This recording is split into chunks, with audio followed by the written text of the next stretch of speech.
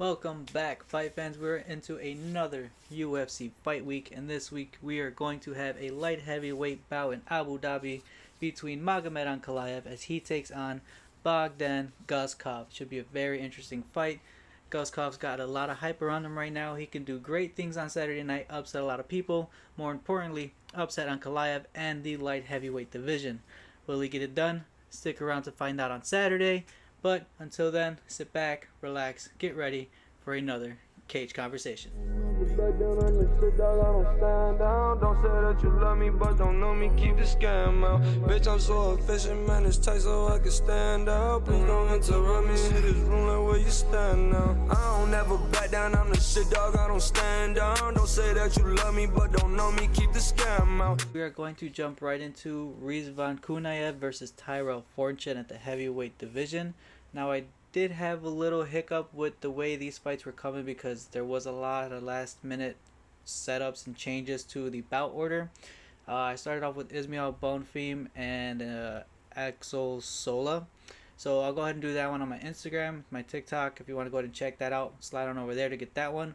But nonetheless, we're starting off with the heavyweights again with Rizvan Kunaev, and he takes on Tyrell Fortune. Now, Rizvan Kunaev, 13-3-1 record with 8 finishes. He is 1-for-1 in the UFC, both of those fights going the distance.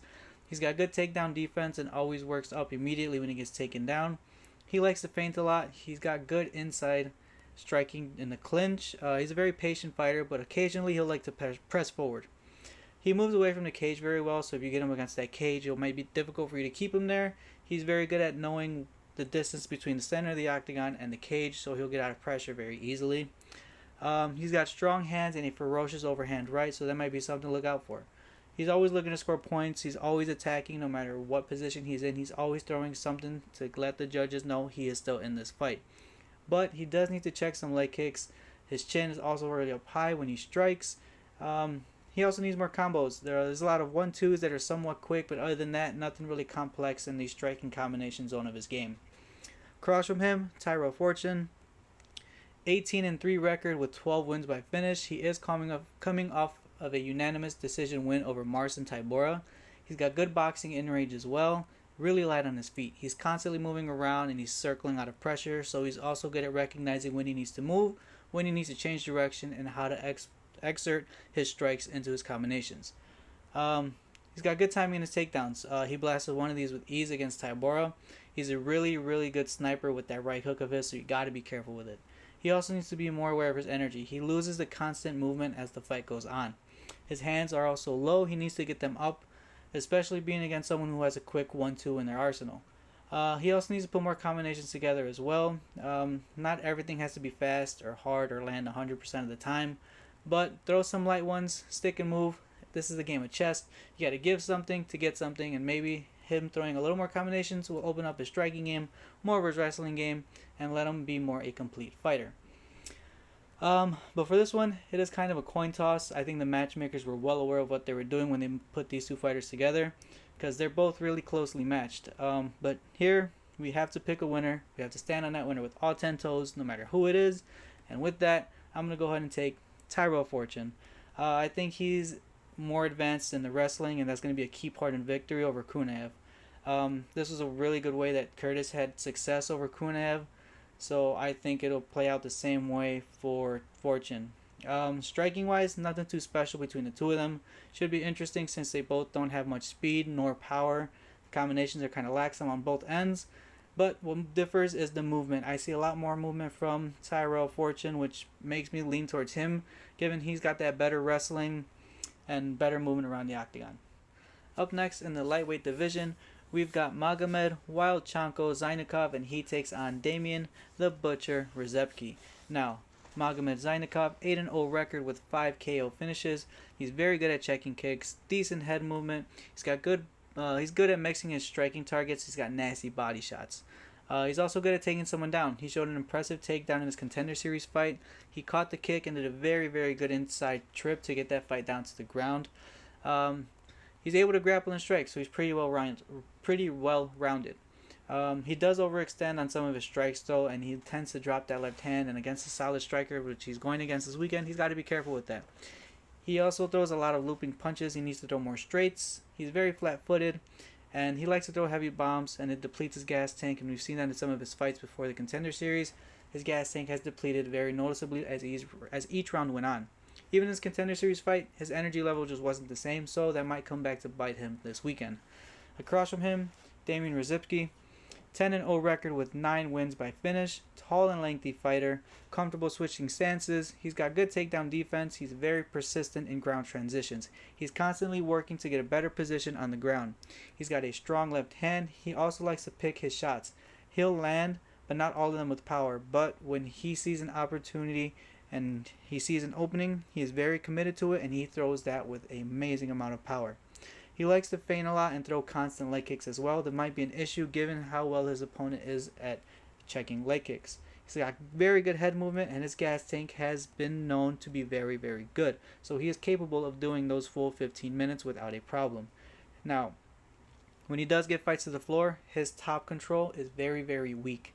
He can take people down. He just seems to have a very hard time keeping him there. In one of his fights, I believe his second to last fight, he got the guy down, and within 2 seconds, the guy was right back up, and it looked like he didn't even try. And this was pretty early in the fight, so maybe keeping this one standing might be his best method to getting the W. He also gets very controlled in the clinch grappling. Now, he's got good takedown defense in general, but when it comes to that clinch or over-under pummeling situation, he tends to get out-muscled. I'm not sure if he's just not used to it, but it's very obvious that he can get controlled in that position, which if you're good at Greco-Roman, you'll be able to throw him without a problem. Nonetheless, I'm going to go ahead and take the Butcher, Damian Rzipski, on this one. He is definitely the better striker and knows how to utilize his gas tank in his fights. His takedown defense also seems to be enough to withstand the incoming grappling scenarios he might be put up against. And I believe his switch stance abilities will open him up to throw more counters against someone who tends to reach in like Zanikov. Up next in the welterweight division, we've got Islam the Ripper Dulatov, and he takes on Wellington the Prodigy Turman. Now, Islam Dulatov, 12-1 record with all of his wins by finish. He's on a 12-fight winning streak with 8 won by KO and 4 won by submission. He's a very lengthy fighter with a powerful right hand, which is not to take away from his left hand because both of them are very fast and they are very, very heavy. He's got good wrestling defense, but he needs to check leg kicks. He also can't overextend his strikes like he tends to do sometimes, and he needs to be very, very defensively cautious when he is unleashing combos on a stunned opponent because all it takes is one to come back at you, and trust me, Turman has the power to come back and hit you with one as you're being a slight bit careless. Also, body shots, my brother, not your best suit. Body shots land on this guy. It's noticeable that they absolutely hurt him. Wellington Turman, though, 18-8 record with 12 finishes, 0-2 as a welterweight, and he is coming off of a 2.5-year layoff. He throws plenty of leg kicks, power in his hands with the speed, nothing really special. Hands are also accurate. He's got good wrestling entries and good top control. He has had previous orbital issues which have caused him to withdraw from a few fights. With that, his head movement needs work. He gets backed up fairly easily. He's got a weak chin. He gets clipped and he gets wobbled very bad, even if it's not the hardest shot. He is overzealous when he senses a finish. He doesn't worry about the power coming back at him, which will also be a very, very important thing to be cautious of in someone like his opponent, Dulatov. He also struggled with Randy Brown, who has a similar fighting style to Islam Dulatov. With this one, I'm going to go ahead and pick Dulatov by finish. Although Turman has the power to end the fight, I think the overwhelming striking and power of Dulatov will cause so many problems for him. Also, the time Turman had off, I think he will be at a slight disadvantage because of it. Dulatov just has to check those leg kicks and needs to be cautious of the power that's coming back at him. Our co-main event of the night is in the flyweight division, and it should be a fascinating one. We've got Steve Astro Boy Erceg, and he takes on Ramazan Temurlan Temirov. Now, Steve Erceg, very good striking, moves in and out very well. Good striking evasiveness, good wrestling. Defensively, it's not the greatest, but he can create a scramble, which does allow him to make an opportunity to get back to his feet. He doesn't like to check leg kicks, his chin a little weak, but he recovers really well. He also struggles with faster fighters. Body shots face him and is very noticeable. He is very active though. He's always moving around the octagon no matter what fight he's in, no matter what position he's in. He's always moving, but he does leave himself open to counters, and that cardio is just otherworldly. You got to be careful with this man's cardio. You cannot count him out because he will ready to push that pace the entire 15 to 25 minutes of the fight. Now, across from him in Ramazan Tamirov, 19-3 record with 12 finishes. Not a notably active fighter. Fights about once a year. He is on an 11-fight winning streak, but he is 2-0 in the UFC. He flows well on the feet, feints very well and comfortable switching stances, fast hands, and they have power. He does swing wildly though. He needs to be cautious of that counter game of Urseg. He is very good at keeping the high pressure. He's got a strong right hand and he's frequently throwing spinning attacks, which will deplete his gas tank even faster. He gets tagged easily in the clinch though, so the exchanges in close might be something dangerous against Urseg because Urseg is very good at that short range boxing. Tamirov also needs to throw a lot more combos. He throws heavy big shots with no real setup. He's also a long range fighter, which is odd given his height. He seems to be very prone to getting hit in the pocket. His power drains as the fight goes on, and that has to do with his spinning attacks, those big bombs he likes to throw, his lack of technique. He just throws to get the fight over with as fast as you can. I don't blame him because you're going to put your body out on that line. You got to want to do that as quick as possible, get paid, and get out of there to go get something to eat. But nonetheless, I'm going to go ahead and pick Astro Boy on this one. Although Tamirov has that KO power, he was popped for doping. I think, although, it was documented otherwise for medical reasons, but I think those were playing a huge factor into his strengths, and we might see a change of power on Saturday.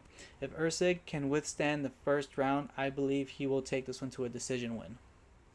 For our main event of the night, it is in the light heavyweight division, and we've got Magomed Ankalaev, and he takes on Bogdan Tsarevich Guskov. Now, Ankalaev was originally set to face Khalil Roundtree.